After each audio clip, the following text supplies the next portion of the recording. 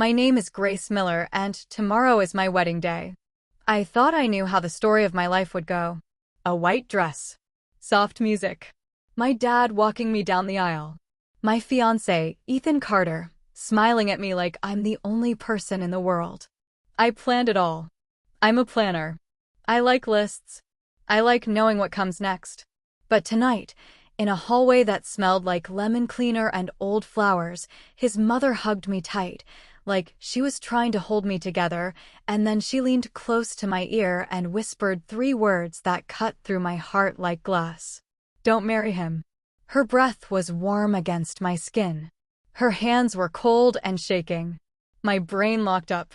I could hear laughter from the ballroom behind us, plates clinking, the band testing their songs for the rehearsal dinner.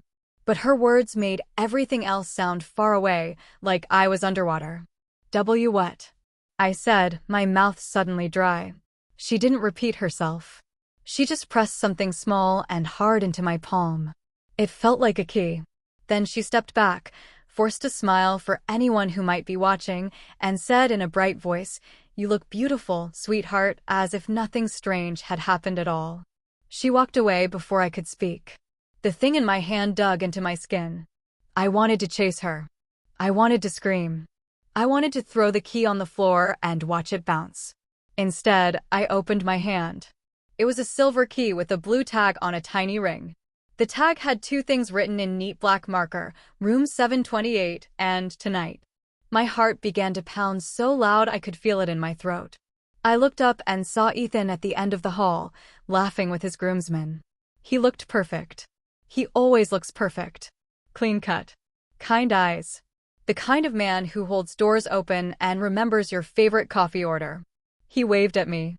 I waved back with my free hand because I didn't know what else to do. Then the band started playing the first song, the one we picked for our first dance tomorrow.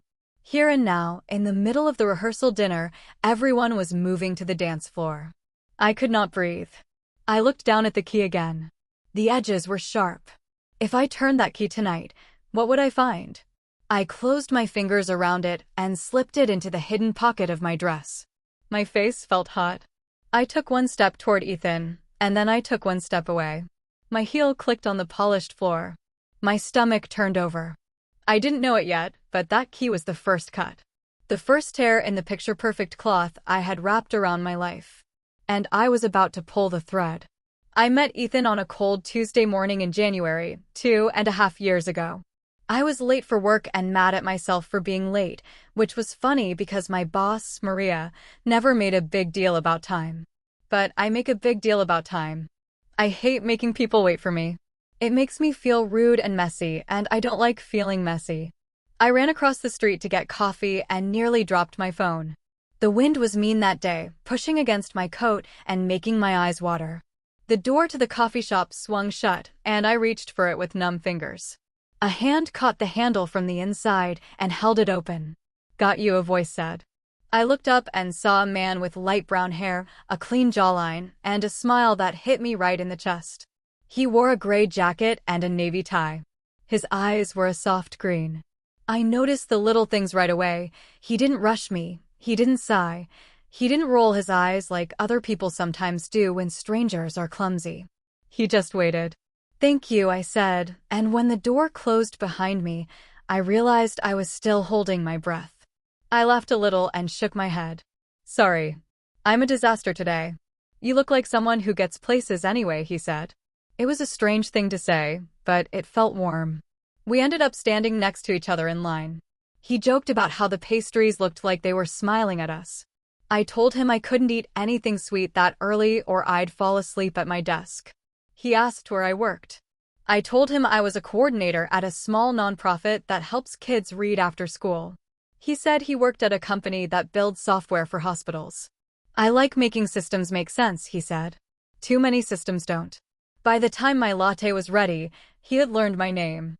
By the time his black coffee was ready, he had learned that my dad, Robert, was a carpenter, and my mom, Diane, was a nurse, and that I liked sticky notes and clean kitchen counters and soft blankets on Sunday afternoons. "Can I take you to dinner?" he asked, like he had been waiting to ask all day. I wanted to say yes right away, but I heard my mother's gentle voice in my head. Plans are good, Grace. But ask questions too. So I asked him questions. What books did he read? What was he afraid of? He said he was afraid of wasting time. That made me smile. I said yes. We fell into a rhythm that felt like a song I already knew. He called when he said he would call. He showed up early. He listened. He didn't make fun of my lists. He made lists with me. We built a life out of simple blocks: Tuesday tacos, Friday movies, Sunday walks. On our 1-year anniversary, he took me to the small bookstore where I used to hide during middle school when I felt too big for my life and too small for my dreams. He bought me an old hardback of Little Women and wrote inside it in his careful handwriting, "To Grace, brave and steady and kind. Thank you for letting me find you." I cried when I read that. He kissed the top of my head and held me until my chest stopped shaking. "I love you," he said into my hair. "I will never stop."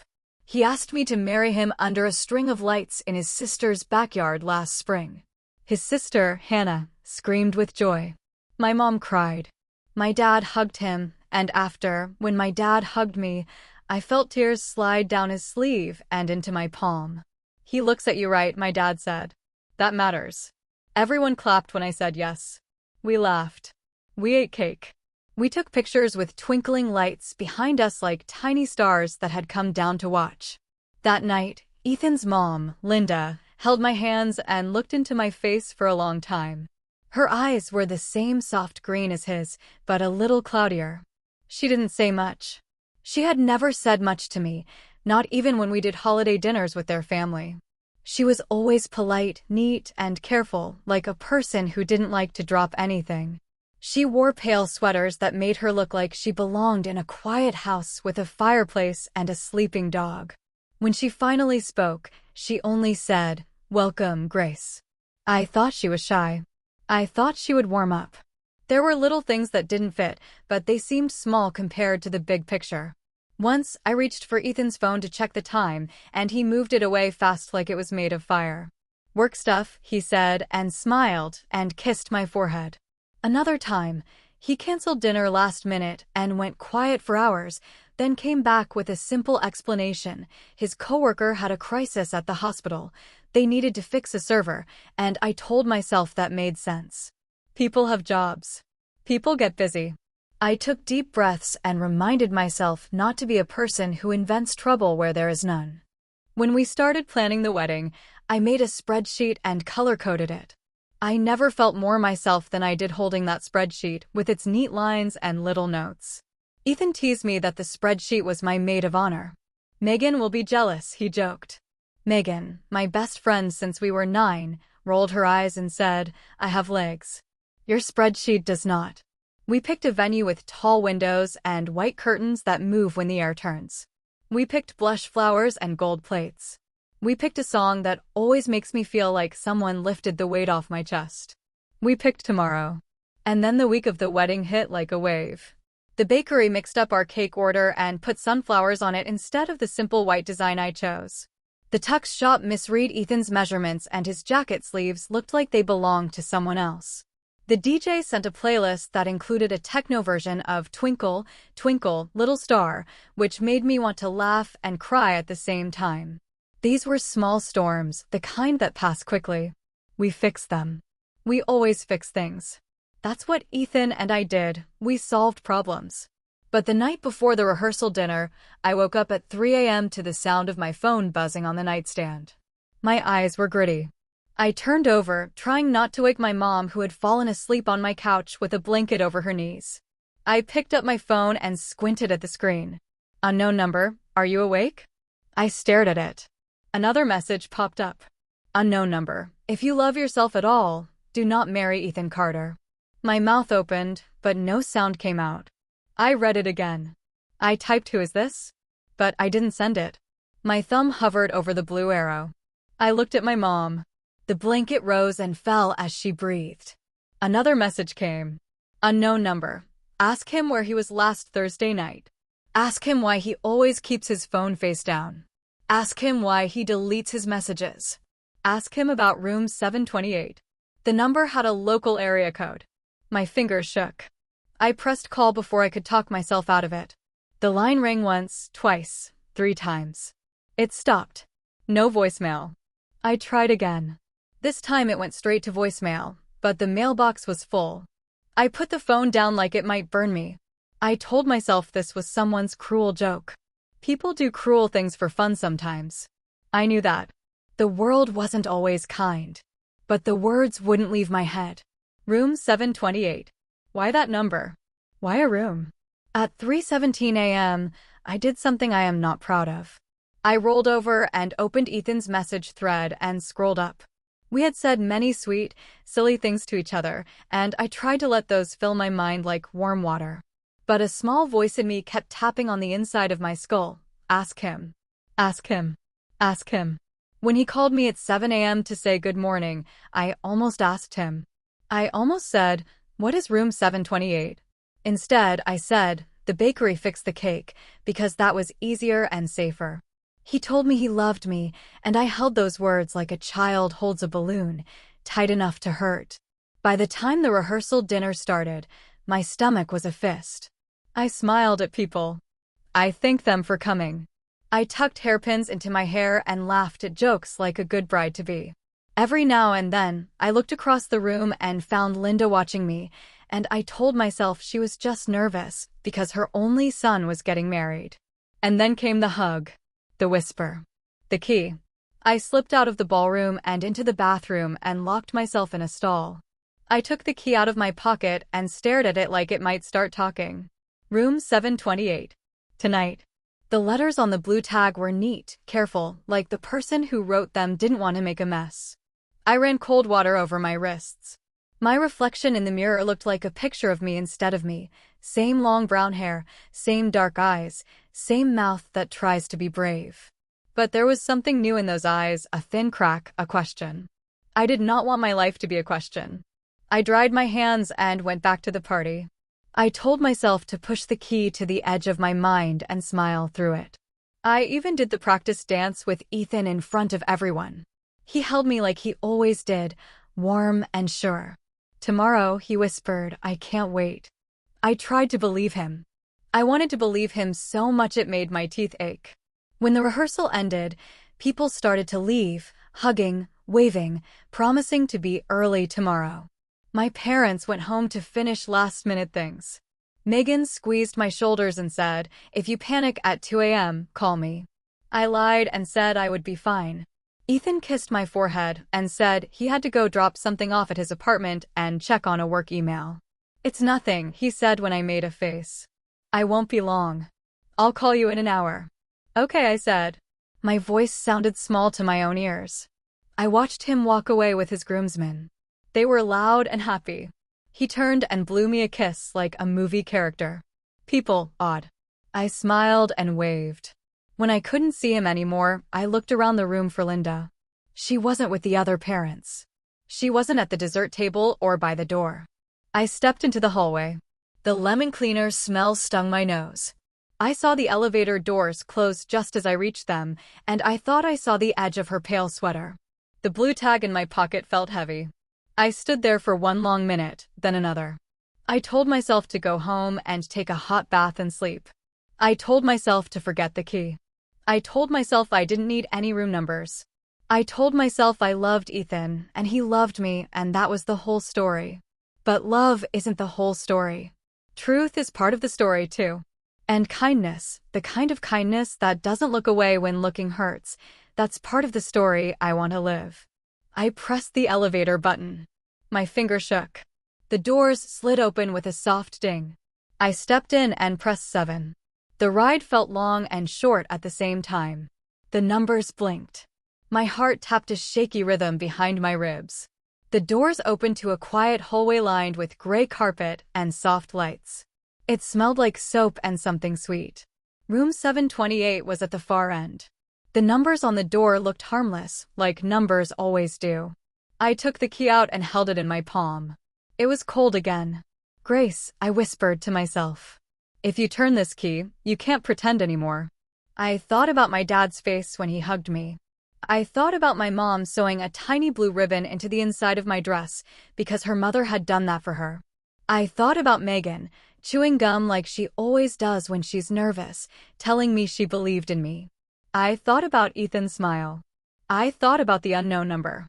Ask him about room 728. And I thought about Linda, her hands shaking, the way her voice broke when she said, "Don't marry him." I slid the key into the lock. My hand trembled so much I had to try twice. The metal clicked. The little green light flashed. I pushed the door open an inch. At first, I only heard the rush of the air conditioner. Then I heard something else, music, soft and slow. A woman's laugh. It wasn't bright or loud. It was warm, like someone laughing under a blanket. My stomach dropped to my knees. I pushed the door open another inch and peered through the crack. A shape moved across the line of my sight. Not clear enough to see who. Just the shape of a person and the sound of a glass set on a table and a murmur that sounded like my name, but not from the voice I knew. I couldn't breathe. For a second, every cell in my body wanted to slam the door, run to the elevator, and throw the key down the trash chute. For a second, I wanted to be a girl who doesn't know anything, who just gets married and smiles for pictures and never asks questions. But then another sound floated through the crack in the door, a voice I knew better than my own heartbeat. Ethan's. He said something low and soft that I couldn't make out, but I knew his voice like I know my own. He was in there. My hand tightened around the door. The metal pressed into my palm. I told myself to walk away. I stepped inside instead. The door whispered against the carpet behind me. I took one careful step forward, then another, and the room opened up in front of me. Soft lamps, a couch, a table with a silver bucket and the neck of a bottle sticking out, a pair of shoes on the floor that did not belong to me. And then the bathroom door swung open, and a woman I knew stepped out in a white hotel robe, her hair piled on her head, her cheeks flushed. She stopped when she saw me. Her eyes went wide. Her hand flew to her mouth. I knew her. Everyone knew her. She was in almost every photo from the last year of my life. She was in my group chat every day. She was my maid of honor. "Grace," Megan whispered, the color draining from her face. "What are you doing here?" Before I could answer, a voice came from the bedroom, lazy and fond and so familiar it made my skin burn. "Meg? Who was at the door?" I didn't move. I couldn't. My body forgot how. Ethan stepped into view, barefoot, shirtless, holding his phone. He saw me. The phone fell from his hand and hit the carpet with a soft, dull sound. For one long second, the three of us stared at each other in a triangle made of shock. Outside, in the hallway, a housekeeping cart rolled past. Somewhere far away, an elevator dinged again. Inside the room, the air turned thick and heavy. I opened my mouth, but no words came out. My heart pounded in my ears like drums at a parade. Ethan took one step toward me, then stopped like his legs forgot what to do. "Grace," he said, his voice breaking on my name. "I can explain." I held up the silver key, my hand shaking so hard the little blue tag clicked against the ring. "I don't think," I said, my voice suddenly steady and strange, "that you can." And then, from the hallway behind me, came a sharp knock on the half-open door, and a low voice said, "Miss Miller? Are you inside?" We all turned toward the sound at the same time. I knew that voice too. It was Linda. For a moment, no one moved. Linda stood in the doorway, her eyes darting between the three of us. Her face was pale, her lips pressed into a trembling line. I didn't know whether to run, scream, or collapse right there on the carpet. "Grace," she said softly, "come with me." Ethan took a step forward. "Mom, please." "Not a word," she snapped. Her voice cracked like a whip, sharp and cold. I'd never heard her speak like that before. Not to anyone. Not even to Ethan. "You've done enough." Megan looked like she wanted to disappear into the wall. She was still holding the edge of her robe, her shoulders shaking. "Grace, I swear." "Don't," I said quietly. "Just don't." The key tag was still between my fingers. Room 728. It had been her. Linda had wanted me to see this. I followed her out into the hallway. My feet felt heavy, my chest tight. I heard Ethan behind me. He was trying to come after us, but Linda turned on him with eyes that could kill. "Stay where you are, Ethan." He froze. When the elevator doors closed behind us, I finally whispered, "You knew." She looked down at her hands, wringing them together. "I found out 3 days ago," she said. "I didn't know how to tell you. But when I saw you tonight, smiling, laughing, planning to marry that boy, I just couldn't let you do it." My throat burned. 3 days ago? She nodded. I caught him. In that same room. I didn't know who the woman was at first. I never thought it would be her. Her jaw tightened. I wanted to tell you right then, but he begged me not to. He said it was a mistake. He said it was over. He said she stopped. But it wasn't. I leaned against the cold wall of the elevator and felt the tears finally start to spill. "Why didn't you tell me sooner?" She looked at me, eyes shining. "Would you have believed me?" I didn't answer. Because maybe she was right. When we reached the lobby, she led me outside. The night air hit me like a slap. The sound of traffic filled the silence between us. Across the street, a couple was laughing as they left a restaurant, their hands intertwined.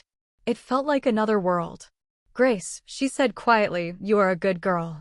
You didn't deserve this. But you can't fall apart now. Don't let him ruin you."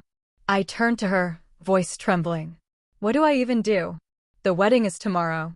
My family, everyone, they'll understand," she said firmly. "But first, you need to see something." She pulled a folded piece of paper from her coat pocket and handed it to me. I unfolded it with shaking hands. It was a hotel receipt. Room 728. 2 nights. Paid by Ethan Carter. The date was last week. Under the additional guest line, my stomach flipped. It said Megan Davis. I stared at the paper, the ink blurring as my eyes filled with tears again. "He's been lying to me for weeks," I whispered. "For months," she said. The words hit me like ice. I wanted to scream. I wanted to break something. I wanted to go back to 5 minutes ago, before the key, before the whisper, before I saw what love really looked like when the lights went out. "Why are you helping me?" I asked. "You're his mother." Her lips trembled. "Because I raised him better than this. And maybe it's my fault that he turned out this way. I can't undo what he did to you, Grace. But I can help you make him regret it." Her words startled me. "What do you mean?" She took a deep breath. "Revenge doesn't always mean rage. Sometimes it means letting the truth burn quietly so everyone can see the ashes." I frowned. "I don't understand." She gave a sad smile. "You will." She looked down at her phone and made a call. "Yes, it's me," she said softly into the receiver. "Cancel everything for tomorrow morning."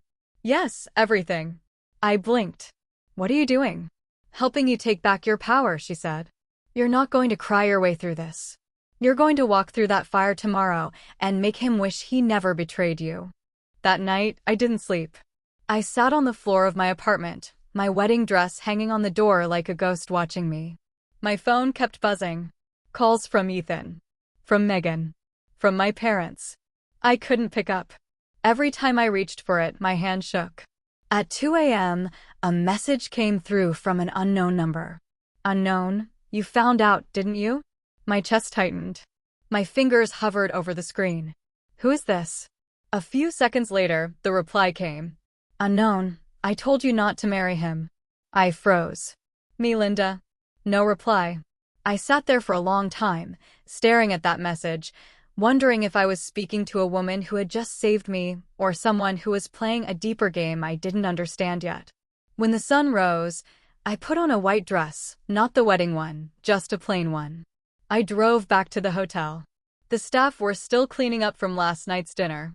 When I walked in, heads turned.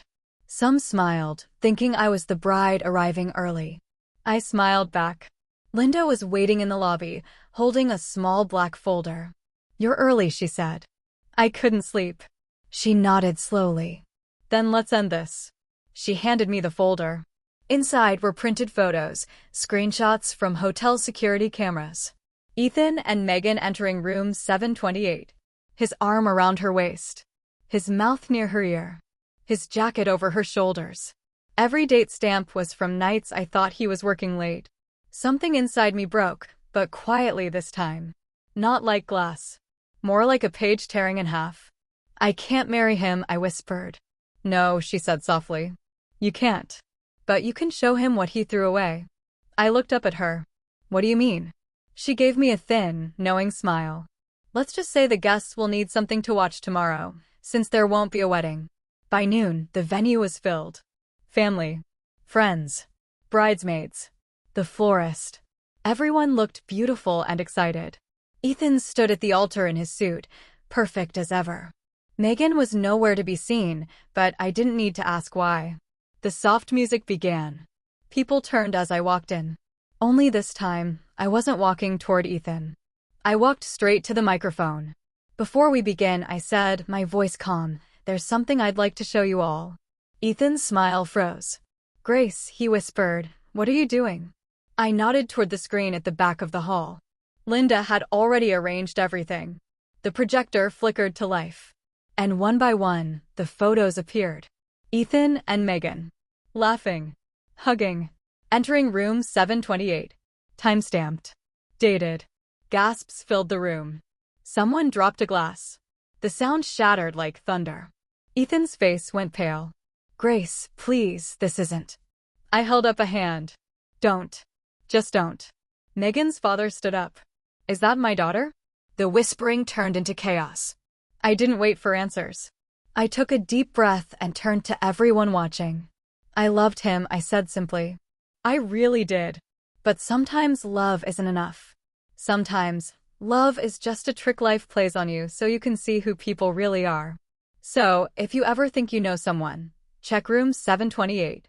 There was a stunned silence. Then I turned, lifted my veil off, and walked out, head high. Behind me, I could hear shouting. Ethan calling my name. Megan crying. Chairs scraping. Linda met me at the door, holding my bag. You did it, she whispered. I smiled, though my eyes stung. No, I said. He did it to himself. She nodded, her expression unreadable. You'll thank me one day. But something in the way she said it made me pause. The way her eyes lingered not with warmth, but with something darker. Something almost satisfied. That was when a quiet chill ran down my spine. And I realized I didn't really know her either. Not yet. I didn't look back. Not once. The sound of voices behind me faded as I stepped outside into the sunlight. My hands were trembling, but my face was calm. Cold even. I had imagined walking down that aisle 1,000 times. I'd pictured Ethan's smile, the music, the vows. But never had I imagined walking out of my own wedding, leaving behind gasps and broken glass.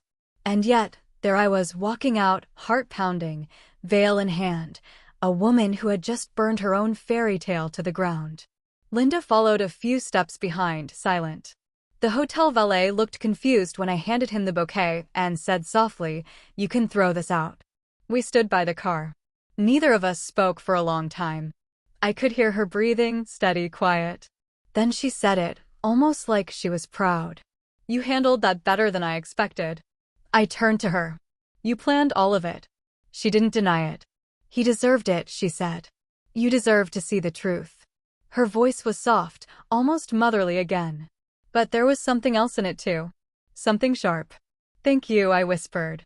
She smiled faintly. "Don't thank me yet, dear. You've only seen the surface." Before I could ask what she meant, her phone rang. She glanced at the screen and ignored it. Then she reached into her purse and pulled out an envelope. "I was going to give you this tomorrow," she said. "But I think you should have it now." I took it, confused. It was sealed with red wax. My name written neatly in cursive, Grace. "What is it?" "Answers," she said simply. Then she walked away. I didn't open the envelope right away. I sat in my car for almost 10 minutes, just staring at it. The wax looked too perfect, like it didn't belong in my messy world anymore. Finally, I broke it open. Inside were 3 things. 1. A folded letter. 2. A photo. 3. A small USB drive. I unfolded the letter first. Linda's handwriting was neat, controlled, just like her. "Grace, if you're reading this, it means you know what my son has done. But there's more you don't know. Ethan's betrayal didn't start with you. It started long before you ever met him. I am not proud to admit it, but I raised him in a house full of secrets, and those secrets have turned him into the man he is today. You need to understand something. He does not only lie to women.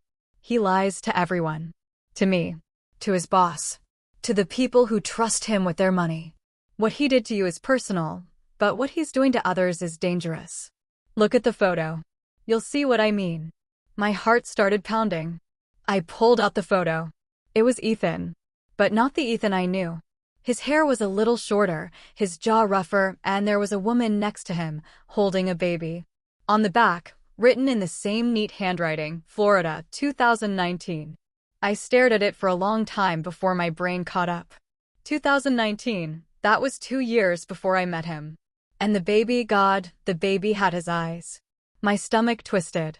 He is a child? I whispered. I opened the letter again, reading faster now. The woman's name is Carla. She thought she was marrying him too. He left her the night before the wedding, took her savings, and vanished. She came to me, begging for answers. I didn't believe her at first. But I do now. I wish I had listened sooner. The USB contains emails, messages, and bank transfers. Use them if you want justice. Or walk away. But don't think that by walking away, he'll stop. He never does. Whatever you do, be careful. Ethan is not the boy you think he is. He's his father's son. Linda. I stared at the last line frozen. He's his father's son. I didn't know what that meant. But something in it made my skin crawl. I plugged the USB into my laptop when I got home. Folder after folder appeared, screenshots, documents, transfers between Ethan and several names I didn't recognize. I opened one email chain and my breath caught. It was an exchange between Ethan and someone called Dr. They were discussing money. Not small money, tens of thousands of dollars. Offshore accounts. Shell companies. Medical software contracts. All under fake names. My blood went cold. This wasn't just cheating. This was criminal. And I had almost married him. I sat back in my chair, trembling. Everything felt like it was spinning: my house, my thoughts, my life. I wanted to call the police. But what would I even say? Hi, my ex-fiancé is apparently laundering money and cheating on everyone he meets. No one would take that seriously without proof. Then I thought of something. Linda. She had proof. She had everything. But she also said something strange before she left. You've only seen the surface. The next morning, my face was on the local news. Someone had filmed the wedding scene, the projector, the photos, the guests gasping, and uploaded it online. The video already had thousands of views. The headline read, "Bride exposes cheating fiancé during wedding ceremony." My phone exploded with messages. Some from strangers calling me a hero. Others from people pitying me. But one message stood out. Unknown number. You shouldn't have done that. No name. No photo. The same number that had texted me before. My heart skipped. Who is this? I typed. A moment later. Unknown. You don't know what you started. Before I could reply, another message came in, from Linda this time. Linda, meet me. Tonight. Same hotel. 9 p.m. I hesitated. I should have said no. I should have blocked her. But something in her voice from the night before, half sorrow, half warning, made me feel like she wasn't finished telling me the truth. And I needed answers. At 9 p.m. sharp, I stepped into the hotel lobby again. The same lemon cleaner smell. The same soft lights. Linda was waiting near the elevators, dressed in a dark blue coat. She looked tired. But her eyes, those eyes were alert, almost cold. Grace, she said. Come with me. She led me to a different floor this time, floor 10. Room 1012. Inside, the lights were dim. On the table sat a stack of papers and a half-empty cup of tea. What is all this? I asked. She looked up at me. Evidence, she said. Of what your fiancé, my son, has been doing. And who he's been working for. Working for. I echoed. Linda sighed. His father. I frowned. But you said his father was dead. Her mouth twitched. I said he should be. I stared at her, my pulse pounding in my ears. Linda, what are you talking about? She looked me dead in the eye. Grace, she said slowly, Ethan's father isn't just alive. He's the reason all of this is happening. And if you don't walk away right now, he'll make sure you disappear too. My heart stopped. Disappear? Linda nodded. His father built a business that was supposed to save lives. Instead, it steals them. And Ethan, he's been helping him. I stepped back, shaking my head. No, no, you're lying. She reached into the folder and slid a photo across the table. It was Ethan again, older, rougher, sitting beside a man who looked eerily like him. The man's arm was around his shoulders. Behind them was a sign that read Carter Biotech Corporation. They both smile in that picture, Linda said quietly. But behind those smiles are bodies, money, and lies. That company ruined families, hospitals, and anyone who tried to expose them. I looked up at her, my voice barely a whisper. Why are you telling me this? Her lips curved into something between a smile and a warning. Because, Grace, she said, leaning closer, you're the first woman he ever truly loved. And that makes you dangerous to them both. The lights flickered. Somewhere outside the room, footsteps echoed in the hall. Linda froze. They're here, she whispered. Who? Ethan, she said, her voice trembling. And his father. The doorknob turned. I backed away, clutching the envelope to my chest. Linda's hand darted to the lamp and switched it off. Hide, she hissed. The door swung open.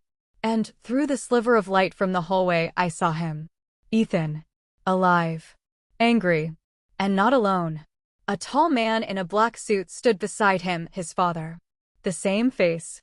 Older. Harder. Smiling like a man who had already decided what happens next. The air turned heavy the moment they stepped inside. No one spoke at first.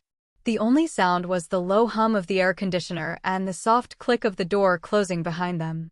I pressed myself into the corner of the room, half hidden behind the curtain.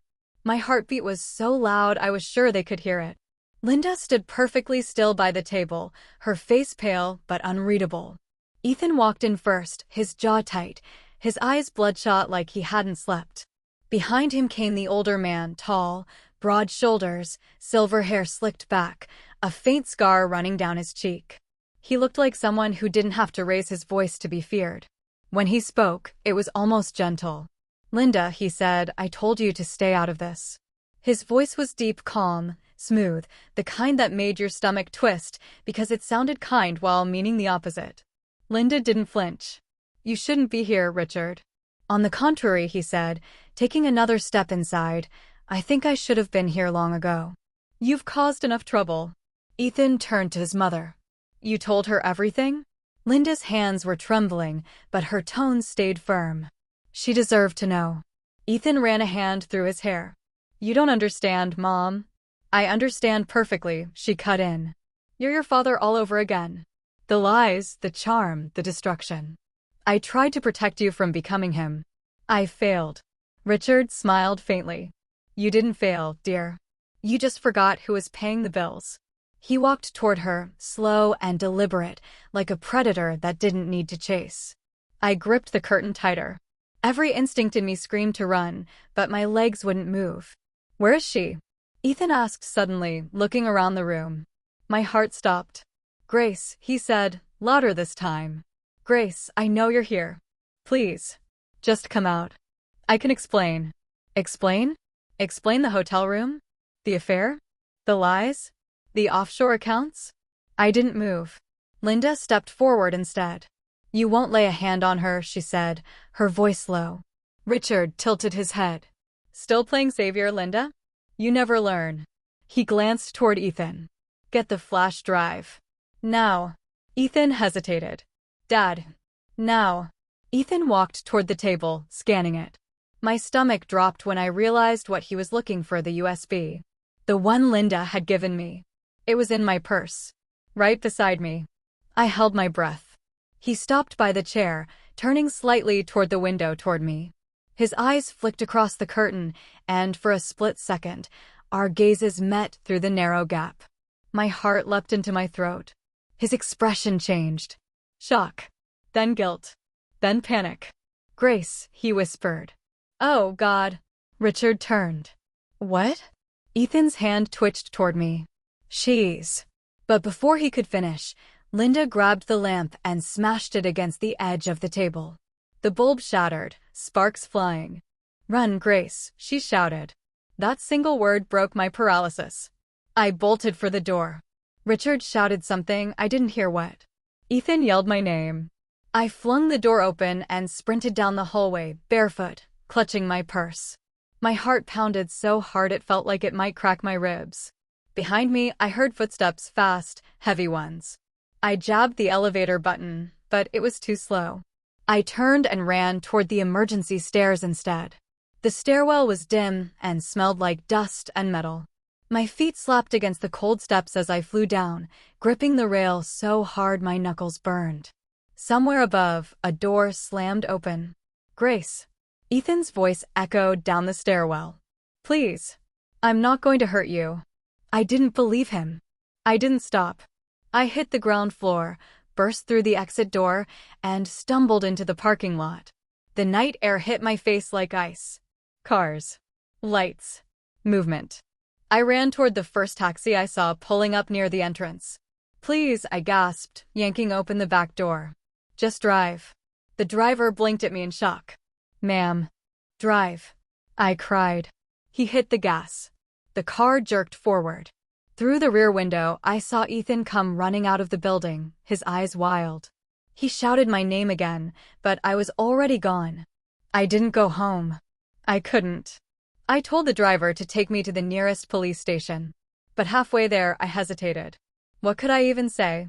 My ex-fiancé's rich father might kill me because his company's laundering money and his mother gave me the evidence? No one would believe me without proof. And if Richard really had that much power, could I even trust the police? So instead, I told the driver to stop near a 24-hour diner. I paid him, thanked him, and slipped into a booth near the window. It was empty except for a sleepy waitress behind the counter. I ordered black coffee just to have something to hold. My hands still wouldn't stop shaking. I pulled out the USB and stared at it. My entire life had become this, a small piece of metal and plastic holding secrets that could destroy everything. I thought about calling my parents, but they'd be terrified. I thought about calling Megan, but she was part of the betrayal. I thought about calling Linda, but what if she was dead? The thought made my chest tighten.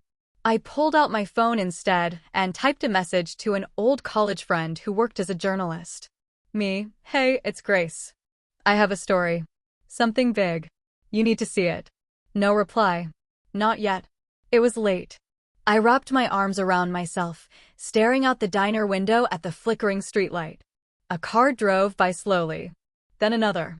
Then a third one, a black SUV. It slowed as it passed the diner. My stomach dropped. The SUV circled the block once. Then again. When it came around the third time, I saw the driver clearly through the glass. It wasn't Ethan. It was Richard. I slid out of the booth, trying not to panic. The waitress looked up as I threw a few bills on the counter. Long night? She asked. You have no idea, I said, forcing a smile. I slipped out the back exit and into the alley, clutching my purse. I could hear the SUV engine idling faintly from the street. I ran again. My breath burned, my heart hammering. I ducked behind a dumpster, trying to steady myself. I needed to disappear. I needed time. I needed to think. That's when my phone buzzed. A new message. From an unknown number. Unknown, you can't hide from them, Grace. But you can outsmart them. My breath hitched. Who is this? I typed. A moment later. Unknown, look under your car seat. I left something there. I froze. How would anyone know what car I'd been in? I hesitated for a full minute before creeping back toward the street. The taxi I'd taken earlier was still parked by the curb, the driver smoking a cigarette. Hey, I said nervously, I think I dropped something in your car. He shrugged. Check quick. I opened the back door, reached under the seat, and my fingers brushed against a small black envelope taped to the metal frame. Inside was a folded note. 5 words written in clean handwriting I recognized instantly. Trust no one. Not even me. It was signed, Linda. I stood frozen, staring at the note as the wind rustled through the parking lot. Not even her. My chest tightened. My world spun again. If I couldn't trust Linda, if she was part of this, then what had I just walked into? Behind me, a car door slammed. I turned. And there he was. Ethan. Standing under the flickering streetlight, his face bruised, his expression unreadable. "Grace," he said softly, taking one step forward. "Please. Let me explain everything." I backed away, clutching my purse tighter. "Don't come closer." He lifted his hands. "I'm not here to hurt you. I swear. But you don't know who you're dealing with. Your father." I spat. "Your mother? Or you?" He looked around nervously. "We can't talk here. They're watching." "Who?" He hesitated. "My father's men." He took another slow step closer. His voice dropped. "Grace, they're not after you because of me. They're after you because of what you have." I swallowed. "The USB?" He nodded. "It's not just about the company. It's proof of something worse." "What could possibly be worse than this?" His eyes darkened. "That USB isn't just about money. It's about a death. One my father covered up. One he blames my mother for." The wind blew between us, carrying his words like shards of glass. I stared at him, my heart pounding. "What death?" He looked me straight in the eyes. "Yours," he said quietly. "Because in his files, you were already supposed to be dead." For a moment, the world stopped. The streetlight flickered above us, casting a ghostly pulse of light across Ethan's face. His words hung in the cold night air, heavy and unreal. I blinked. "What did you just say?" He stepped closer, voice low and trembling. "Grace, listen to me. My father's been watching you since the day I proposed. He's been planning something. The USB, what's on it, isn't just about money laundering. It's about you. About a deal he made years ago." I shook my head. "That makes no sense. I didn't even know him until I met you." He swallowed hard. "Exactly. That's what he wanted." I took another step back, my hands shaking. "Ethan, stop talking in riddles." "What do you mean?" He ran his hands through his hair, his voice cracking. "He made me meet you, Grace." "The coffee shop? The day we accidentally ran into each other?" "It wasn't an accident. He told me to. He picked you." My stomach turned. "Picked me for what?" Ethan's eyes filled with guilt. "To protect something. Or destroy it, I don't even know anymore. You were connected to someone my father wanted gone. Someone from his past. He thought getting close to you would give him access." "Access to what?" He hesitated, then looked me dead in the eyes. "Your father." My breath caught. "My dad?" He nodded slowly. "Robert Miller. The carpenter. He used to do contract work for hospitals, right?" "Yes," I said. "He built custom installations, cabinets, labs." "Why?" Ethan's voice dropped to a whisper. "One of those hospitals wasn't what it seemed. Carter Biotech used it as a front. Your father was there the day a shipment went wrong, a shipment that wasn't supposed to exist. My father said your dad saw something he shouldn't have, and he's been trying to cover it ever since." The blood drained from my face. No, that's impossible. My dad barely remembers anything from that time. He said the project was canceled." Ethan nodded grimly. "It was. Because people died, Grace. And your father almost did too." I felt the ground sway beneath me. "You're lying." He took another careful step forward. "I wish I was." For a long moment, neither of us spoke. The sound of a passing train roared somewhere far away, a low metallic hum cutting through the silence. Then I whispered, "So what?" "You were supposed to date me, get close to me, and then what, hand me over." He looked at me with tears in his eyes. "At first, yes. But then I fell in love with you." "I swear I did. I tried to protect you. That's why I asked you to marry me. I thought I could keep you safe. But then he found out I was hiding things from him. He started watching you himself." I laughed bitterly. "Safe? You cheated on me with my best friend, Ethan." His expression broke. "That wasn't real." "It was." "Don't." I snapped. "Don't you dare try to twist that into protection." He took another breath, his voice desperate now. "Grace, please. Megan wasn't random either. My father paid her. She was supposed to keep you busy, keep tabs on what you knew. But she started blackmailing him for more money. That's why he wanted her gone." I froze. "Gone." His eyes flicked away. "He sent people after her last night. She didn't make it home." I stepped back, shaking my head. "You're lying. Check the news in the morning," he said quietly. I stared at him. His face was pale, haunted. Something inside me wanted to believe he was lying, that this was all an insane story to cover his guilt. But deep down, I could feel the truth crawling under my skin. Because the fear in his eyes wasn't fake. And neither was the way his hand shook. I clutched my purse tighter, the edge of the USB digging into my palm. What do they want with me now? He looked around nervously, scanning the dark street. They think you've already copied what's on that drive. You're the only loose end now. If they can't find it, they'll come for you. I swallowed hard. And Linda? What does she have to do with this? Ethan hesitated. His silence was enough of an answer. What did you do to her? I demanded. He looked at me, pain flickering in his eyes. She tried to protect you. But she's made too many enemies on both sides. My father blames her for everything. He thinks she gave you the files. She did, I whispered. His eyes widened in panic. Then she's in danger too. Before I could speak, his phone buzzed. He glanced at it, and his face drained of color. What? I asked. He showed me the screen. A message from an unknown number. Room 1012. Found her. Linda's room. I felt the blood rush from my face. They're going after her right now. Ethan looked torn, like a war was happening inside him. I can stop them, he said. But I need that USB, Grace. Please. Let me have it. I stepped back, gripping my bag tighter. No. His voice cracked. Grace. No. I shouted. Every time I've trusted you, I've lost something. I'm done losing. For the first time since I'd met him, I saw something break behind his eyes. The mask he always wore cracked clean in half. Then he whispered, if you don't give it to me, my father will kill us both. The sound of tires screeching cut through the night. A black SUV turned sharply onto the street. Headlights flooded the alley where we stood. Ethan's face went white. Run, he shouted. He grabbed my arm just as the first bullet shattered the diner window behind us. We dove behind a parked car as glass exploded around us. My ears rang, my chest pounding. Get in, Ethan yelled, yanking open the car door. I hesitated. Then another bullet hit the pavement inches from my leg. I dove in. The engine roared to life. Ethan slammed his foot on the gas, and the car shot forward. The SUV sped after us, its headlights glaring like the eyes of a monster.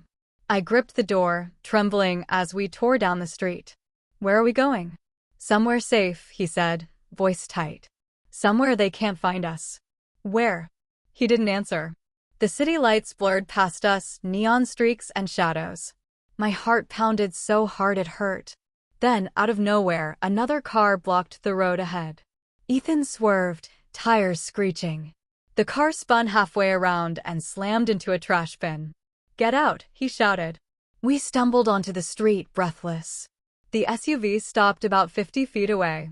Two men stepped out, both wearing black coats and gloves.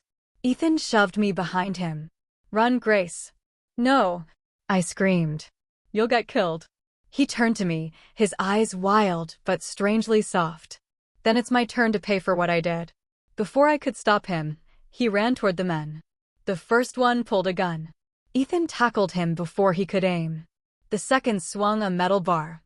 The sound of the blow made my stomach twist. I screamed his name, but he didn't stop fighting. One of the men fell. The other raised his gun. Bang! Ethan collapsed to the ground. My heart shattered. I ran toward him, screaming his name again and again. He was lying in a pool of blood, his eyes barely open. Grace, he whispered, his hand reaching weakly toward me. Take it to my mother. She'll know what to do. Then his hand fell. The world went quiet. I knelt there, shaking, his blood staining my dress, my fingers, my soul. The men got back into the SUV and sped off, leaving nothing but the smell of smoke and gunpowder. I pressed my hand to Ethan's chest, sobbing. No, no, no, please don't leave me now. But it was too late. He was gone. I don't know how long I sat there. Minutes. Maybe hours. The sound of sirens eventually grew in the distance, but I didn't move. Not until I heard a voice I never thought I'd hear again. Grace. I looked up. Standing at the edge of the street, in the dim orange light, was Linda. Her face was calm, her eyes cold. And in her hand was a gun. The night was silent except for the sirens in the distance. The kind of silence that feels alive, like it's listening, waiting for something to break. Linda stepped out of the shadows, her heels crunching on broken glass. Her hand didn't shake. Not once. The gun gleamed under the streetlight, steady and deliberate.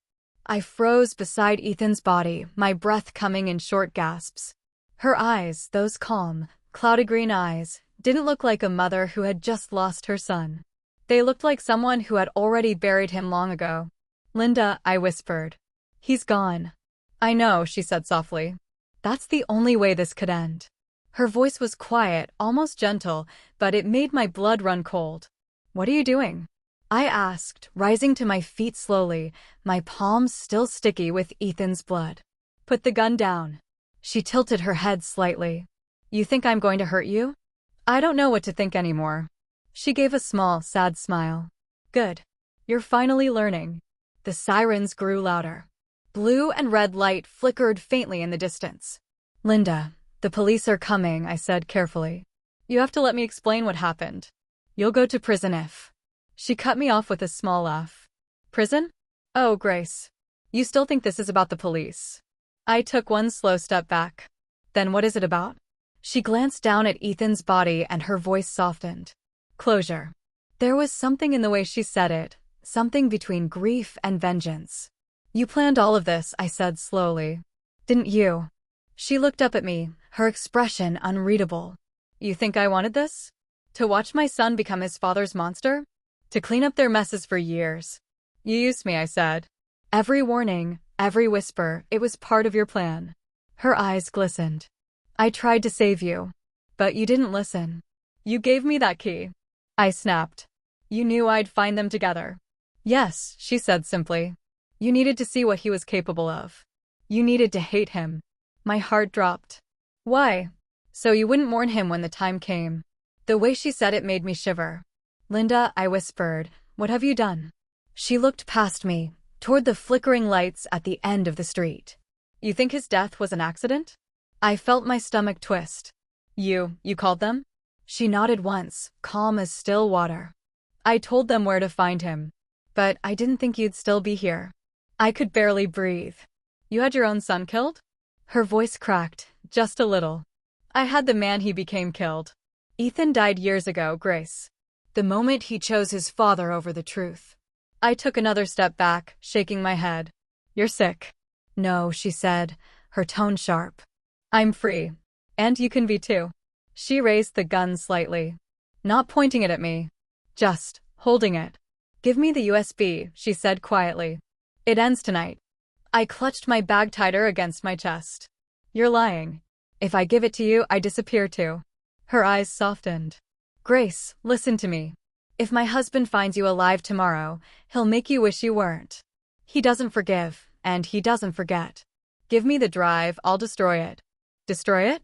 Or hide it for yourself?" Something flickered in her eyes. Guilt. Maybe fear. Maybe both. I swallowed hard.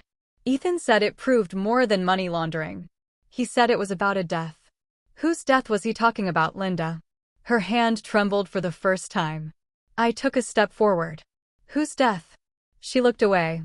"My daughter." My breath caught. "You had a daughter?" Her jaw tightened.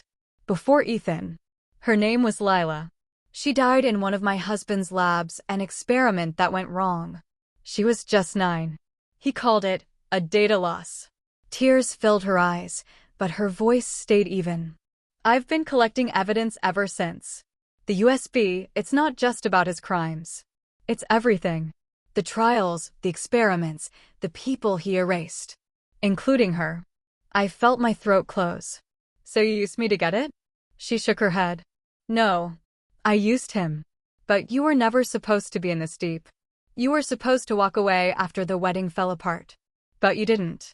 The police sirens grew louder now, flashing lights dancing off the wet pavement.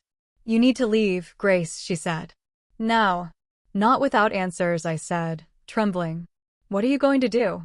She smiled faintly. "Finish what I started." I glanced at Ethan's body, then back at her. "You can't kill him and take the evidence. That makes you no better than him." Her eyes softened with something that almost looked like pity. Child, sometimes you have to become the monster to destroy one. I opened my mouth to argue, but then, somewhere down the street, a police car screeched around the corner. The flashing lights painted our faces in red and blue. Linda, I whispered, please. Just come with me. Tell them what he did. She looked at me, almost like she wanted to believe me. For a moment, I saw the tired, broken mother beneath the steel. Then her gaze drifted to Ethan one last time. He was supposed to save people, she said softly. Instead, he became what he hated. And, before I could move, she raised the gun. Not at me. At herself. No, I screamed, lunging forward. The gun went off. The sound tore through the night like thunder. For a second, everything blurred, the sirens, the lights, the screams from the police rushing toward us. I fell to my knees beside her, hands shaking, my vision swimming through tears. She was gone. Just like him. Just like everything. Hours later, I sat in a small, gray interrogation room, my hands wrapped in a blanket. An officer asked me to tell the story again. I told them everything: the wedding, the key, the hotel, the USB, the gunshots. They looked skeptical until I slid the USB across the table. Check it, I said. You'll see. He glanced at it, then nodded and left the room. I sat there in silence, staring at the bloodstain on my sleeve. When he returned, his face was pale. He didn't say a word. He just looked at me differently, like I wasn't crazy anymore. We'll need you to stay in protective custody, he said quietly. Until the case is closed. I nodded. My voice barely came out. What about Richard Carter? He hesitated. We've sent a team to his estate. But he's gone. I closed my eyes. Of course he was. 3 weeks later, I stood at the edge of a lake in another city, the wind cold against my face. The witness protection officers had given me a new name, a new apartment, a new life. But I wasn't starting over. I was starting after. I took the small silver key from my pocket, the one Linda gave me that night before everything fell apart. The one that started it all. It glinted in the sunlight like it still had a secret left to tell. Then I threw it into the lake. It sank fast, swallowed by the still, dark water. As it disappeared, I whispered, for Lila. And for the first time in months, I felt something break loose inside me. Not pain. Not anger. Peace. But just as I turned to leave, my phone buzzed. No name. No number. Just a message. You can't hide forever, Grace. Some keys never stop unlocking doors. My hand froze. The message disappeared. And from across the lake, a man in a black coat stepped into view. Watching.